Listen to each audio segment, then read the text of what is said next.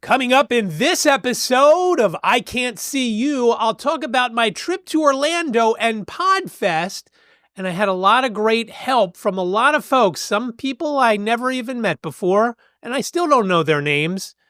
There were some hiccups though too, and I won a Wawa gift card. Yes, in Florida, a Wawa gift card. Stick with me. From Studio B in Swarthmore, this is the iCantCU podcast with David. It's like blind people for dummies. Hello there, and welcome to another episode of iCantCU, your window into a world where blindness doesn't dictate ability. My name is David, at David Benj on all the socials. I really appreciate you joining me for this episode, and welcome inside Studio B, where there's been little change on stuff that's over there to my right. Hopefully soon we'll figure something out. So I really have just one thing to talk about in this episode, and that's my trip to Orlando. I went there for PodFest, and it's the second time I've been to PodFest. I was there back in 2020, right before the world shut down in early March. I was there. Coming home, there were people hacking up lungs in the airport, on the plane, and whatnot. Of course, at this point, we know that those people probably had COVID. And fortunately, I didn't get COVID, which I'm kind of shocked at. But this time, it doesn't seem like I brought any illnesses back. I didn't see any issues. All was good there. When I booked my travel, I waited a little too long, and I ended up having to fly two different airlines. I flew Southwest down, which I've never flown Southwest before, and everything went okay. I mean, there wasn't anything exciting. The plane, I just don't like to fly on Boeing. I just don't like to, and that's what I flew going to Orlando. Coming back, I flew American, and that was an Airbus, which was a lot more comfortable.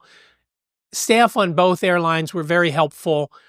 Nobody went out of their way to get me to where I needed to be and so forth. In fact, when I landed back home in Philadelphia, coming home, I usually wait till the very end, but I was on the aisle and there were two people that were next to me, and I thought, well, I can't wait all day. They probably want to get out. So I jumped up, I grabbed my luggage from up top, and I just got in the queue to wait to get off. So when I got off the airline, I was off pretty early, considering I was in row 26, compared to when I normally would get off. I'm usually one of the last few people off, and then I usually have some help figuring out. I usually follow somebody who's in a wheelchair just to get my bearings. I followed no one, although I did follow some people, and I was a little curious as to where they had gone when I was getting out of the airport. But all in all, the travel, both the air going and air coming back, not an issue. We did land. There were a couple of weather issues coming home. Lightning in Orlando stopped the plane from refueling and loading up and whatnot. But once we were in the air, other than it being very turbulent because of the storms that were over Florida and the Southeast, there was about a half an hour to 45-minute window where it wasn't bumpy. And then once we got closer to Philadelphia, we were in the midst of getting a snowstorm. So it was a little bumpy, and then I was a little concerned. I've never landed in the snow, but it kind of was a wintry mix when we landed. It wasn't all snow. And as soon as I got home, I saw there was snow everywhere. So I don't know. We only live about 10 minutes from the airport. The fact that there wasn't a lot of snow there, and then I got home and there was plenty of snow, kind of made me laugh and wonder what the story was. But traveling, the airports, TSA, no issues, and I was happy with that. Although going, when I found the lines for TSA, I got in this line. I saw some people queued up, and this guy comes over to me and said, "Oh, you got to go through TSA?" And I said, "Yeah." He said, "Are you part of a crew?" And I said, "No." He said, "This is the line for the crew." I said, "Do you know where I've got to go?" He said, "Oh, I'll take you there." I said, No, just tell me." And he walked me over, and I got in the proper line. Bing, bang, boom. I went through. I don't fight it, but there are many folks in the blind community that will not give up their cane. I know that when I give up the cane, they don't make the person in the wheelchair give up the wheelchair, because how else would they get from point A to point B without it? I don't have a problem with it for two reasons. It's not a battle that I think needs to be fought. They're not going to let me wander off. They're going to make sure they guide me. And I know that some folks will say, well, you're not independently going through. And I get that. But I don't feel that it's a battle.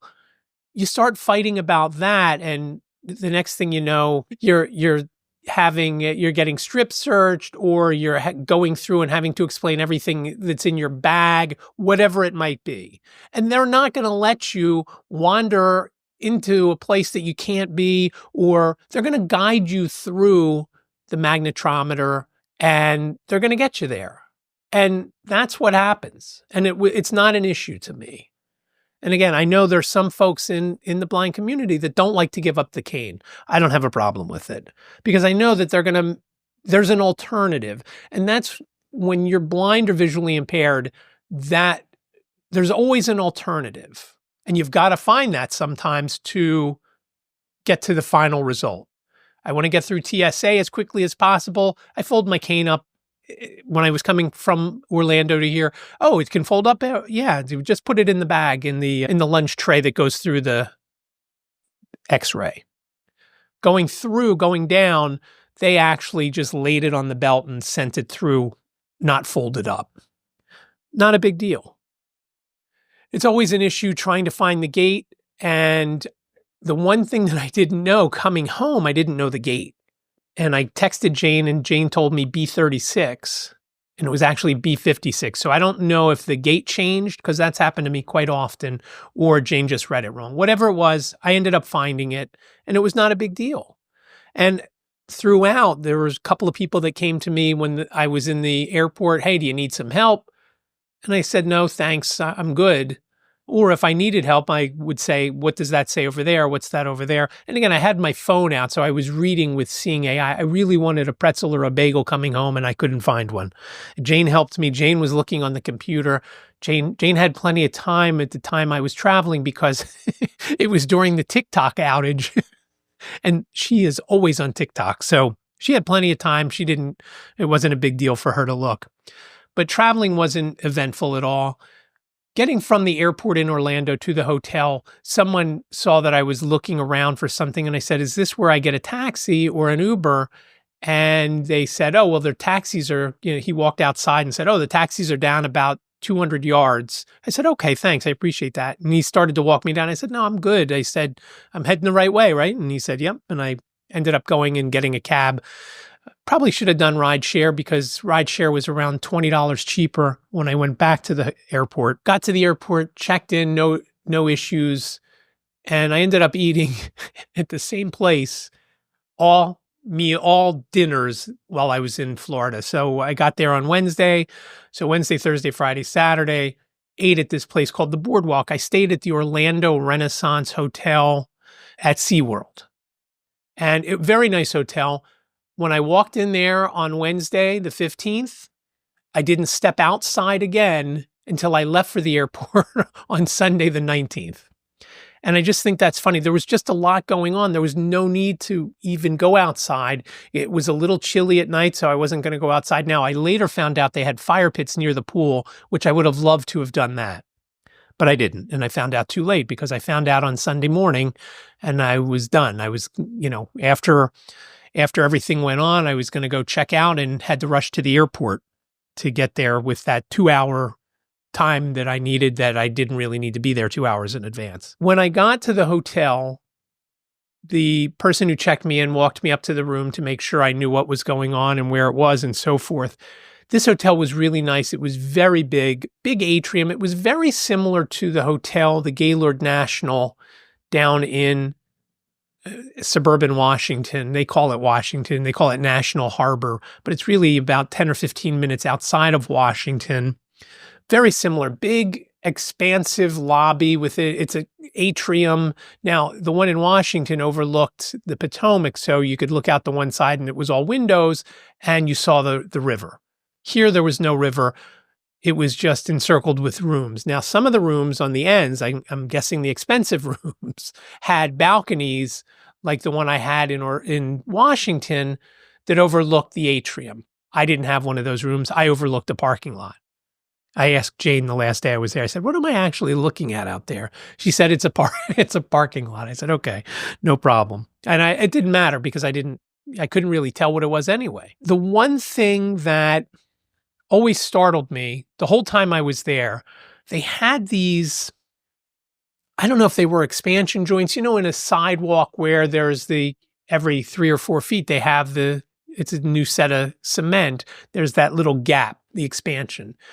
The hotel had those in the carpet, and every time my cane hit it, I thought, oh my gosh, what's going on? And then I realized that, it's that joint, and now's my time to move to my left because my room was the next one coming up. So it kind of was good, but it startled me almost every time. The other thing that was an issue, they had 4 elevators. The one that was, if you're standing looking at the elevators all the way to the left, and I had to go left when I came off of I had to go right when I came off of the elevators, there was a short wall. So I actually had to step into the hallway. I had to make sure I took 2 steps off of the elevator into the hallway, because if I didn't, I would run into that wall. And by stepping out into the hallway, I was always worried somebody was going to be coming and I was going to end up running into them. Neither happened. I never ran into the wall, although I came close once or twice, but my cane hit it first. And I made a mental note, if I was on that elevator, to take 2 full steps forward before making the right. Getting around the hotel initially, because it was so big and wondering where all the rooms were and everything else I'm speaking now of the conference. Once I got into my room, I wanted to go register. You could pre-register up until 9:00 on Wednesday night. And so I went down there and I started looking around and I couldn't find anything. And this one guy came up to me, said, can I help you? And I said, yeah. I said, I'm looking for the registration. I want to just go check in. And he said, oh, that's out this way. Come back. You got to turn around and we'll go back out there. Turns out this guy's name was Hunter. And he was very helpful. I went and I checked in. And after I checked in, he saw that I was still looking around and he came back over to me probably 10 minutes or so after I checked in, because I was still trying to get a lay of the land. And the lobby wasn't a grid. There were winding paths and things were blocked off by posts with the expandable, it's almost like a belt that you can pull and they latch onto one another to stop people from going.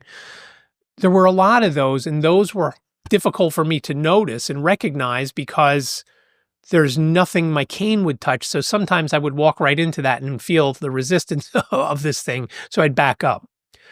And he saw that I was looking around and I asked him, I said, and he came over to me, he said, "Did you need some help?" And I said, "Yeah." I said, "Tell me what's where." And he said, "Back to the left all the way is I forget what he called it. It was basically a grab and go, a Starbucks type of place that had snacks and breakfast sandwiches and tea and Starbucks. Again, the Starbucks drinks were what I was focused on. They also had some fruit. I got a banana there one day. Right in front of that was this place called the Boardwalk, where I ate all my dinners, and it was good. I enjoyed it. I had buffalo mac and cheese the first day and the last day, and then I had a hamburger one day and I think it was a buffalo chicken sandwich another. All were good. And it was just having him tell me where these things were made it a lot easier to figure stuff out. The one thing we didn't do was figure out where the rooms were for the conference the next day, because all of the things that I was going to the first day of the event were what was called Peninsula, and they were numbered 1 through 7.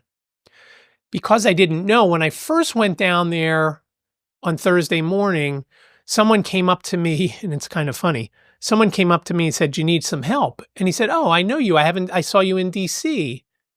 And it was the French guy who I knew. I said, "Oh, you're from Paris, but now live in Montreal." I said, "I'm sorry, I don't remember your name." He said, "It's Jeremy." I said, "Oh, okay, cool. It's good to see you again." I said, "I'm going to Peninsula 3. He said, "It's about 50 meters down on the right." Well, when I went 50 meters down, there was a hallway there that had Peninsula 1, 2, and 3, but I think I needed to go to 5 on that one. And that was down the hallway further and around the corner. I found it was no big deal. But once I knew where those things were, I was good to go. And once the exhibit hall opened, I got some help over there. They had a lot of folks who were volunteering their time, and they had these bright green shirts on, which was awesome because even I could tell when I saw a bright green shirt, I knew I could go if I had a question on where a room was. It's always a little bit tricky because you never know until you get there how it's going to be. And so it worked out well. I had no trouble once I figured everything out. And again, if I did, there were people around that I could ask. Now, some of the cool things that went on, and so many people helped. I knew I'd tell you about Hunter, and then I later found out Hunter was Wendy's son. Wendy was one of the people that worked for PodFest. And I had talked to her on a Zoom call that they had before I actually even left for the event. And I said, listen, I'm blind. Is there going to be somebody that can, I don't know that I need it for sure, but is there someone that can help me if I do need it? Yes. Send me your information so I have it. And then we traded emails. So I had her contact info so I could text her and she could text me. And we texted once or twice. And fortunately, I never actually had to reach out to her because of these folks who were all around, who were either volunteering or just other event goers that saw that I may have needed some help and helped me out. But it was funny and ironic that Wendy was Hunter's mom. And because Wendy was very helpful to me, both on the Zoom call to reassure me that I was going to be able to get to where I needed to be. And then Hunter was so helpful noticing that I needed some help or was kind of curious of what was going on. So he came back to me to give me some information. All was awesome. And that was, and I'm jumping around here, but at the end of PodFest, they have this thing called gratitude. And you have 30 seconds. Anybody who wants to can go up on stage and talk to the event, whatever they want to talk about. One person talked about their podcast and what they do. Not really for that, but okay. But when I went up there, I had mentioned this after coming back from Podcast Movement. I enjoyed Podcast Movement when I was down in Washington in the summer, but PodFest, I realized when I was at Podcast Movement, was more of a community. And this just reaffirmed that everyone was very helpful there. I had people come over to me. There was an event where you got to meet people and you switched tables. Now, I was one of the ones that didn't switch a table because it would just, I would have taken the whole time to get from the current table to the next table because it wasn't, you didn't just go to the next table next door. They were big round tables with 8 or so seats. So you had to kind of wander around to find what table number you had to go to. This guy came over to me after, and I don't remember his name, but he said he was a dentist. And there was a dentist, an offshoot of PodFest. They had several other events. One was for military, one was dental. And he came over to me after and he said, boy, you're really impressive. So you inspire me to be here. And so forth and so on. And we hear that a lot of blind folks, oh, you're so inspiring to be here and the way you do everything and so forth and so on. Someone who's also blind said, as long as it's not inspiration porn with what we were doing for another event, nothing to do with PodFest, but this other event that Lisa and I had done a couple of months ago. And I said, no, it's not inspiration porn. It's just we want to show folks that blind folks can do this stuff. So I got up and I reiterated what I just said, basically that I was at another podcasting event. And while I learned a lot from the sessions, the community wasn't the same. Podcast Movement was, I don't want to say corporate, but ABC was there, NPR and so forth. And there may have been folks from those outlets at PodFest, but this was more independent people, independent podcasters, smaller. I don't want to say smaller because John Lee Dumas was there. He has 170 million downloads. If you've ever listened to Entrepreneurs on Fire, he was there. He gave the opening keynote and Michael O'Neill was there. I met Michael O'Neill back in 2020. Somebody I'd listened to who actually was one of the people that got my podcast off the ground, basically, just from following him and listening to his advice on his podcast. And I told him, and we walked around the exhibit hall, and he helped me out then.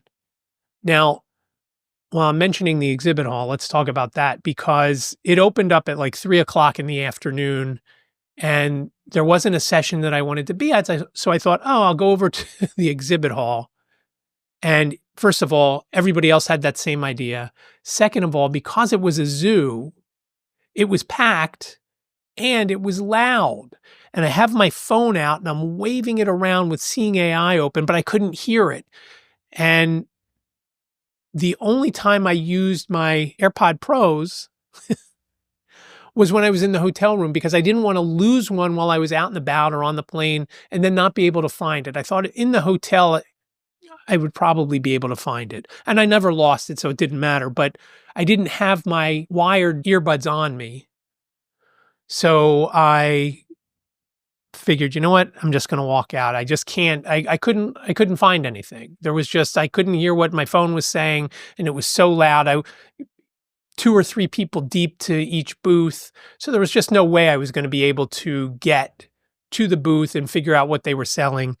Now we talked to a guy yesterday on White Canes Connect and the next episode, episode 123, it should be out probably around the same time this episode drops, sometime around the 27th, 28th, that has developed a way for blind and visually impaired folks to listen and get guidance from any kind of map, whether it's outside using Google Maps or Apple Maps or indoors at exhibit halls and things like that. Could have used that for this. And I'll talk more about Audium and XR navigation a little bit later. So the exhibit hall wasn't going to be easy. I did end up going back later on because I saw an email and it said, go to the Blackmagic Design booth and ask about DaVinci Resolve or the Atom Switcher, and I forget what it's called. I was interested in both, but DaVinci Resolve, it just so happens I had downloaded it a couple days before I went down to Orlando because I'm going to try that out as far as editing goes for the video. Now, I've since found out that it's got more of a learning curve than CapCut, which I used. I'll get to CapCut in a second. But I went over there a couple days later, and it was right near the Celsius booth. Celsius is an energy drink. I got a Celsius. They were giving them out. I left it ended up leaving it in the refrigerator of the hotel. And I went over to Blackmagic and I asked the guy about the switcher, which I really don't need because I don't do live streams at this point.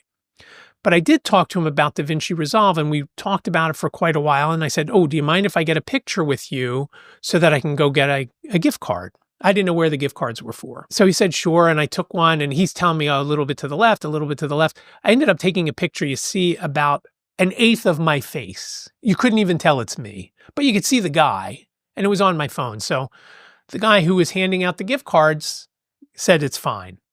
Now, here was the funny thing.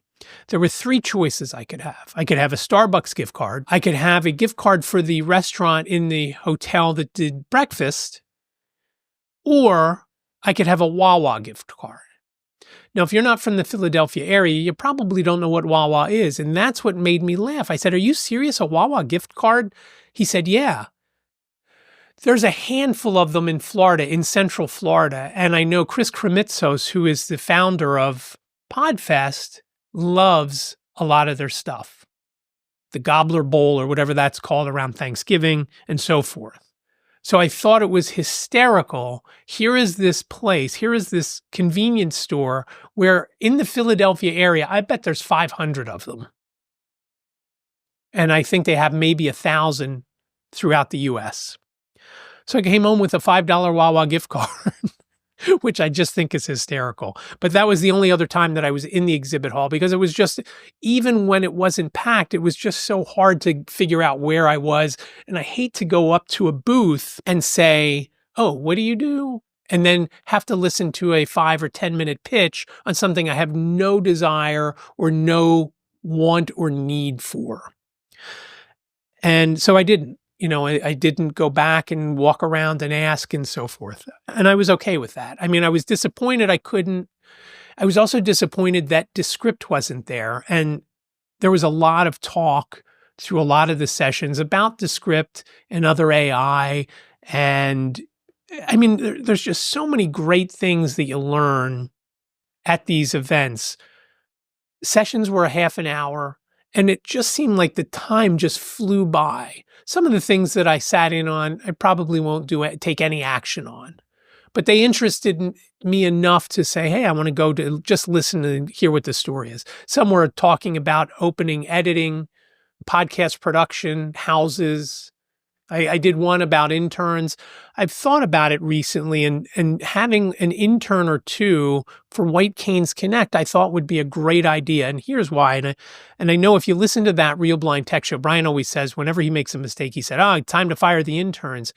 But here's why I thought it would be a good idea for interns for White Canes Connect. If you find someone who is in communications or marketing, and the only interns I would have for White Canes Connect would be blind students, blind college kids. It would be helpful for them because they could put down that they were an intern for the NFB of Pennsylvania on White Canes Connect, where they handled social media and outreach and whatnot. It would be helpful for us because right now it's pretty much Lisa and I, and sometimes Simon. Lisa does most of the outreach. I do the editing and the other stuff. And it would just take a lot off. I don't want to say both our plates because I do a lot. I do the social media for White Canes Connect. I don't know if Lisa ever posts about the episodes. So it would be very helpful to have somebody like that. So I went to this session, and I've gone back and forth. We're connected now on LinkedIn with Isabella, Isabella Johnson, her name is, who did that session. So there's so much to learn. LinkedIn, there was a couple of sessions that I sat in on and what to do for that.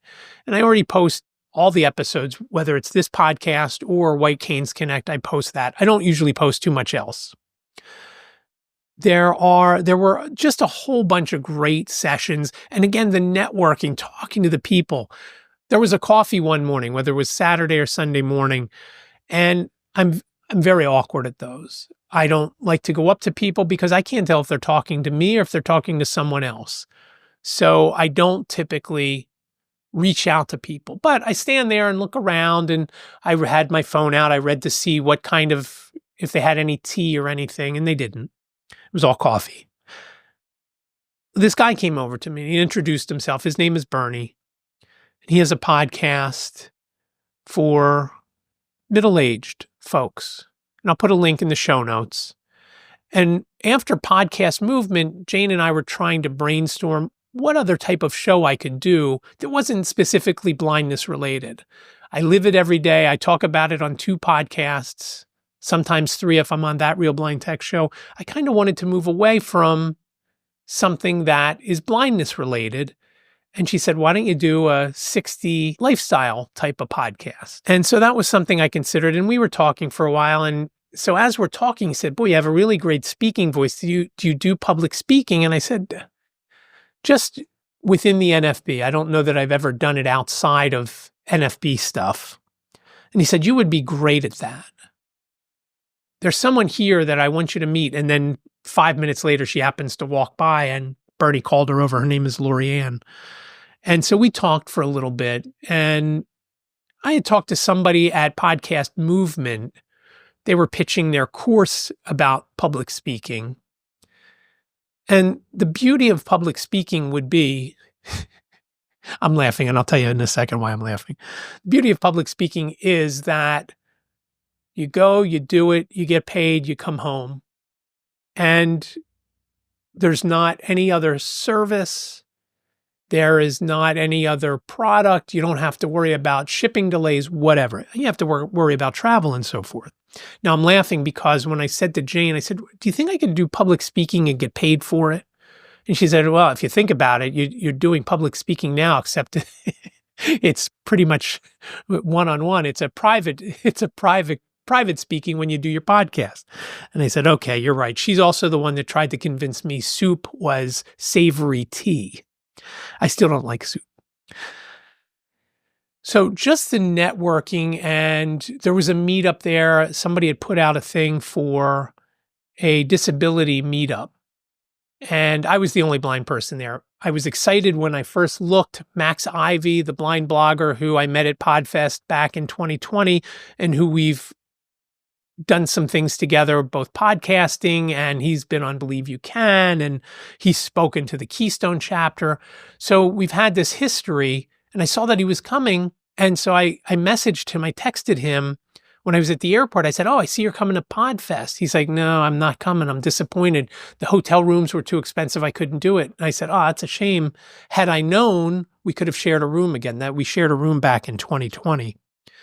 So I was disappointed. So I was the only blind person there. There were some other folks in wheelchairs and whatnot, but the two guys that I met at this disability meetup, one, Aaron, has a daughter, 22-year-old daughter that has cerebral palsy, I think is what he said. So he's been trying to do things and get folks together about, just disabilities and whatnot. The other guy, Mike, and Aaron was from Minnesota. Mike is from Ohio, Columbus now, but originally from Cleveland. He is a double amputee and has had a kidney transplant. Now, one thing that I did find out that he said, when you get a kidney transplant, he said, my old kidney is still in there. They just deflate it and they put the new one right next to it. And I never knew that. I thought that was interesting. So just the networking and the meeting folks, and I met a guy on an elevator named Philip, and I'm trying to get an image. He took a selfie of the two of us because he loved my logo. Now, I met him on the elevator and we talked a couple times after, but then I went to Michael O'Neill's session and Philip was there, and I don't know if he was moderating it. I don't know if he was originally supposed to be there, but I find out that he worked for Newtek, Newtek, which back in the day had this device called a video toaster. And I had one, ran on an Amiga computer. If you remember Commodore computers, Commodore was based in this area, was based in Westchester. So I believe their US headquarters, maybe if not their global headquarters, was in Westchester. Some of you older folks may have had a Commodore 64 back in the day. The Amiga computers came out after the Commodore 64s. And the video toaster ran on that. It was like a full-blown TV thing on the computer. Other than that, you couldn't edit it. It was a switcher and things like that. It was awesome. I had so much fun with that. I never really did anything with it, though. It was basically an expensive toy. But it was so cool that he worked there, and he was one of the ones that developed this thing called a TriCaster, which was basically a television studio in a box. It was about $5,000. They developed it for colleges and high schools so they could do their sports and do them live so their fans could watch without being at the event. So it was just so cool that Philip had a big hand in developing this. Now, the other cool thing was, and he was telling me as we were walking together one day,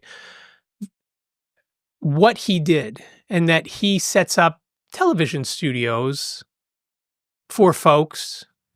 And we were talking, and he was telling me about how he set up a studio for, I think it was a deaf college. And he said he's never had to do a studio that didn't have to worry about audio.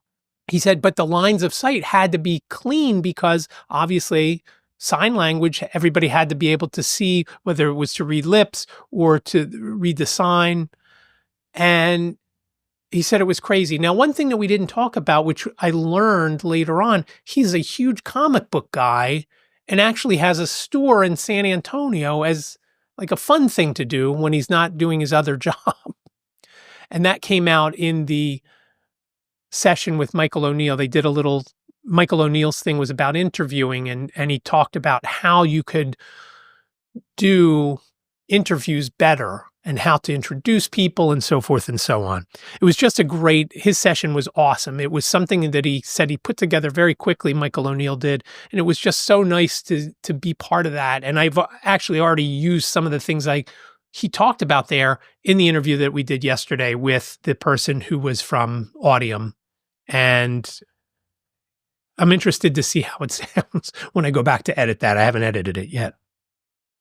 But just the event itself and meeting people, and again, I don't meet a ton of people because if somebody's going to meet me, they come up to me or they say something to me because I don't know if somebody is looking at me. I don't know if somebody is talking to me. And in the elevator, of course, when there's only two of us, I know, right? Or I assume, unless they're on the phone. But it is so nice to be and to learn and to get all that information. So I'm excited. I hope next year I can go. I've already got a ticket because I did also buy the videos because there were many sessions at the same time that I went to one, but really wanted, I kind of flipped a coin. Do I go to this one or do I go to this one? And so I missed the one that I didn't go to. So I bought the video package and they gave the same pass that I had this year. It's called a creator pass. I'll get one of those for next year. Now, typically, as I've mentioned previously, PodFest has moved to the last week of January. So it's usually the week right before Washington Seminar. And so if it's the week before Washington Seminar, obviously next year I won't go. But I hope it's not. Hopefully it'll be the same week because it was awesome. I was so happy to be there. And again, so happy to be with folks that understood what you're talking about. When the guy was talking about the video toaster, there were a few other people in there that knew about it and had used them. And just the same thing with AI. I did one session with a guy named Dan, and he talked about AI. And if you haven't played around with it, try Google Notebook LM. I think I mentioned it back in October or so, because Lisa and I were having a discussion about, she really wants to do voiceover work. And I said, for us, AI is taking that job from us. She's like, no, it's not that good yet. And I created a what sounds like a podcast, and it's all AI. I put in a couple of URLs and I had to create an audio, and it spit out a 15 or 20 minute program about what was a summary of basically those two web pages. And it was about Nickelodeon because back in the day, Lisa worked at Nickelodeon. And when she's like, I don't want to hear about Nickelodeon, I said, just listen to it for a minute. And she was listening and Simon was listening. And I said, yeah, it's hard to believe that's AI. Oh, what, you created the script from AI? I said, no, the whole thing is AI. Put in a couple of URLs and this is what I got. And it's just incredible. None of the other AI voices that I've ever used sound as good as Google Notebook LM. So just Google Notebook LM and try it out. It's just amazing. And so this guy was talking about how you could basically create a podcast using all AI, and he does it for clients, he was saying. So I can't wait to play around a little more. And he gave some other options besides Google Notebook LM, one called JellyPod. And it was just so many good things to learn and take in. A lot of video talk with doing stuff on video like I'm doing here. And again, if you want to see what I look like or what Studio B is like, go check out youtube.com/@iCantCU. Now, again, I mentioned White Canes Connect. Episode 123 will be out around the same time as this episode drops, so check it out. We talked to Brandon Biggs from Audium, which is a product put out by XR Navigation. And as I mentioned earlier, it's all about navigating by steps and what's around you, and everything about it sounds so cool that I can't wait to have everyone listen, because he does a couple of demos within the podcast, which is just outstanding. We haven't really had anybody do a live, quote unquote, live demo during a podcast interview. We've had people give us the video, which of course we take the audio from and put in the podcast, but he did it right then and there. And Lisa and I are asking him questions. Well, could you do this or could you do that? So it's very cool. Again, it'll be White Canes Connect episode 123, should be out around now. So take a look at that. I really do appreciate you joining me today. As always, show notes are available over at iCantCU.com/279. iCantCU.com/279, numerically speaking. And remember, iCantCU sounds like a whole sentence, but it's only 7 characters long. iCantCU.com/279. Please reach out to me on the socials at David Benj, or better yet, give me a call, 646-926-6350. You've got up to 3 minutes. Please leave your name and town. If you do leave a voice message, I will use it in an upcoming episode. Again, 646-926-6350. You can also reach out via email, iCantCUpodcast@gmail.com. Again, thanks so much for joining me for this episode. Be well, stay safe, and I'll talk to you in the next episode. Thank you for listening to the I Can't See You podcast with David. Please rate, review, and subscribe to the podcast wherever you listen. And don't forget to share the podcast with your friends.